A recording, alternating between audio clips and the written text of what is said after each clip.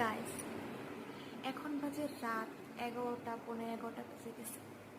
বাড়ির সবাই ঘুমিয়ে পড়ছে, কিন্তু আমার চোখে ঘুম নেই। যখন এই দুই চোখটা অল্পটুকু বন্ধ করি, সাথে সাথে চোখের পানি টপ টপ করে পড়া আরম্ভ করে। ওই আগের দিনের কথাগুলো, হাসি ঠাট্টার কথাগুলো চোখের সামনে এসে পড়ে।